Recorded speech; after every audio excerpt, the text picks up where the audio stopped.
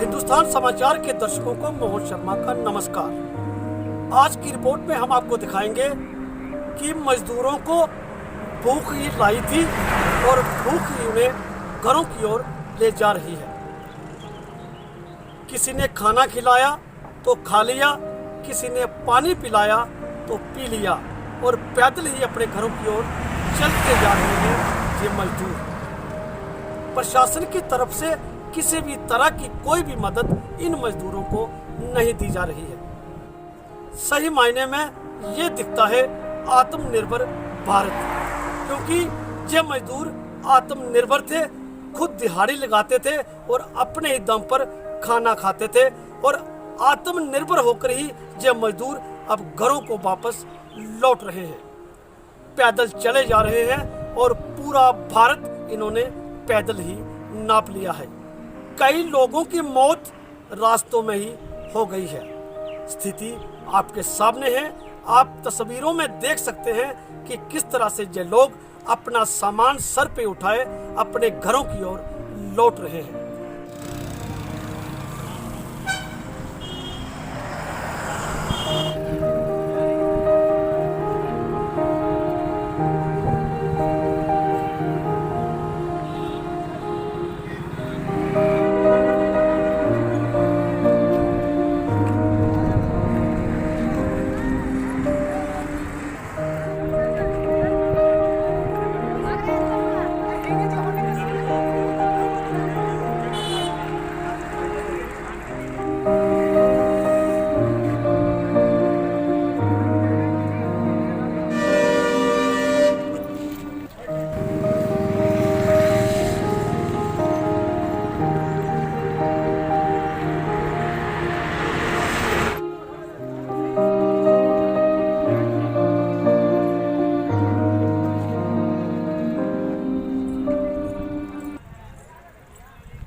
जा रहे हैं कि गाँव में क्यों जा रहे हो गाँव में? गाँव इसलिए कि अब कारोबार सब बंद चल रहा है, इसलिए अब जाना पड़ रहा है। खाने को भी अब कहाँ से हो पाएगा, इसलिए जा रहे हैं। काम धंधा है नहीं, सब बंद चल रहा है। सरकार की तरफ से कोई मदद आपको जाने की? कोई नहीं है, सब अपने से जाना पड़ रहा है। अपने किराए से जा रहे हो? अपने किराए से घर से पैसा मंगा के जाना पड़ रहा है। जाने वाले थे पटना, लेकिन बस छूट गया, बस नहीं मिला। आदमी कम है हम लोग के पास। आप कठुआ में कब से रह रहे हो? यहाँ पर रह रहे हैं, 6 महीने से रह रहे हैं। अब क्या मजबूरी आ गई, अब आप वापस जा रहे हो गाँव में? रूम मालिक रूम भाड़ा मांगता है, काम फैक्ट्री बंद है, काम भी नहीं चलता है, खाने के लिए राशन भी नहीं है, इसलिए जाना पड़ रहा है मजबूरी से। खाने की कोई व्यवस्था नहीं है? नहीं। काम कहाँ करते थे आप? हम लोग सीमेंट फैक्ट्री की तरफ करते थे। तो फैक्ट्री वालों ने कुछ नहीं दिया आपको? नहीं वापस आएंगे क्या लौट के वापस? नहीं आएंगे वापस। पूरा परिवार जा रहा है वापस? हाँ, पूरा परिवार जा रहे हैं। सरकार ने करोड़ों रुपए दिए हैं मजदूरों के लिए, क्या पहुंचे आपके पास? कहाँ दिया है, हम लोग के खाता में एक भी पैसा नहीं आया है। हाँ, हम लोग का खाता ऐसे ही रखा हुआ है खाली, 500 भी नहीं भेजा है। गाँव में जा रहे हो अपने किराए से जा रहे हो? अपने किराए से जा रहे हैं। वो भी बस नहीं मिल रहा। अभी बस नहीं मिल रहा है, बस एक है था, वो भी छूट गया। क्या नाम है? लक्ष्मी। कहाँ पे जा रहे हो? गाँव जा रहे हो? क्यों, क्या हुआ? यहाँ से छोड़ के क्यों जा रहे हो? खाना नहीं मिल रहा। खाना? लेकिन आपको बता दें कि आने वाले दिनों में इन मजदूरों के जाने के बाद इसका खामियाजा उद्योग जगत और व्यापार वर्ग को भुगतना पड़ सकता है। यही लोग लोगों के घरों में विभिन्न तरह के काम करते थे, हालांकि व्यापार वर्ग से भी ये लोग जुड़े थे और सबसे बड़ी बात औद्योगिक क्षेत्रों में विभिन्न फैक्ट्रियों में ये लोग काम करते थे। जानकारों का ये कहना है कि मजदूर वर्ग देश की अर्थव्यवस्था को सुचारू करने में अहम रोल निभाता है, यानी कि ये लोग रीढ़ की हड्डी का काम भारत की अर्थव्यवस्था को दुरुस्त बनाने के लिए करते थे। आपको बताते चले कि इनके जाने से आने वाले दिनों में खासा नुकसान लोगों को भुगतना पड़ सकता है।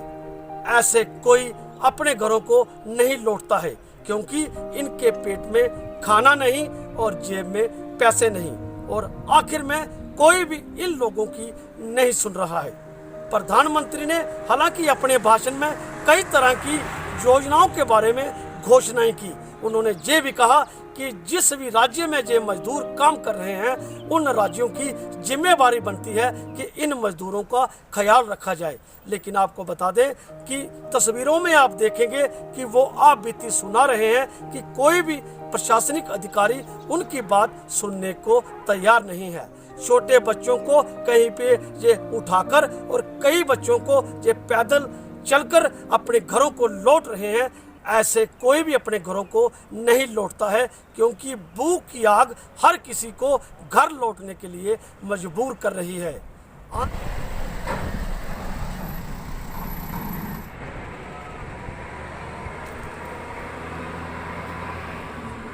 क्योंकि इधर से 2 महीने से काम नहीं चल रहा।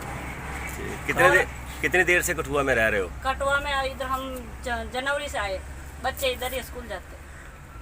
तो अब बच्चे वापस जा रहे हैं? हाँ जी। स्कूल जाना बंद करवा दिया? स्कूल अभी लग नहीं रही।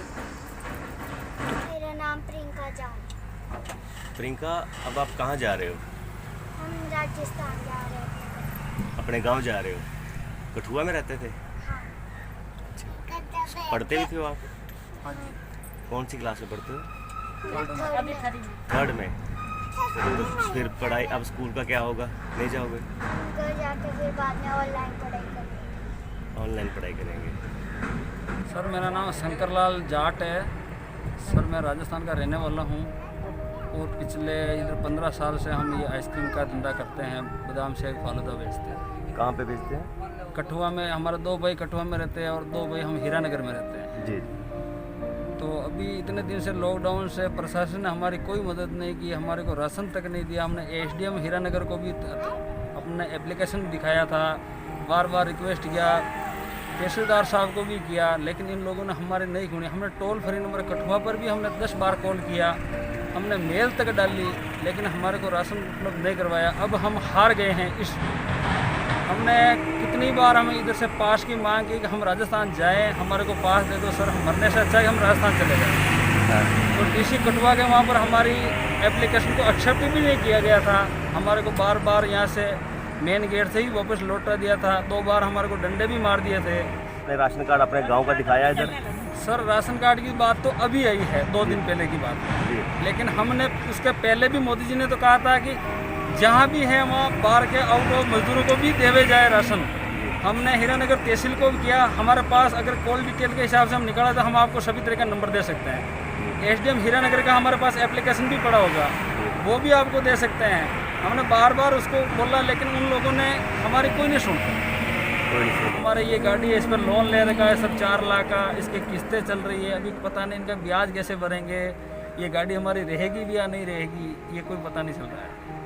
आने वाले दिनों में आप खुद ही आंकलन करिएगा कि इनके जाने से कितना नुकसान उन लोगों को होगा जिनके काम इन लोगों पर निर्भर थे। जैसे कि निर्माण कार्यों पर रोक लग सकती है, दुकानों पर जो मजदूर काम करते थे उन दुकानों का काम प्रभावित होगा, क्यों प्रवासी मजदूर भी कठुआ के बाजारों में जाकर खरीदारी करते थे और उनकी अर्थव्यवस्था को दुरुस्त करते थे। आपको बता दें कि 60% लोग कठुआ के जो हैं वो कठुआ में ही खरीदारी करते हैं। कठुआ के 40% लोग जम्मू कश्मीर के पड़ोसी राज्य पंजाब में खरीदारी के लिए जाते हैं, और जो उसकी आसपास के इलाके हैं जैसे जम्मू है या उसके आसपास के इलाकों में खरीदारी के लिए जाते हैं। इसकी भी कमी आने वाले दिनों में कठुआ के दुकानदार वर्ग को चुकानी पड़ सकती है, क्योंकि प्रवासी मजदूरी ही एक ऐसी कड़ी थी जो कठुआ की अर्थव्यवस्था को बनाकर रखती थी। इनके जाने के बाद किस तरह का खामियाजा उद्योग जगत और व्यापार वर्ग को भुगतना पड़ेगा, इसका आंकलन करना आपके लिए जरूरी होगा। सचिन खजूरिया के साथ मोहन शर्मा, हिंदुस्तान समाचार।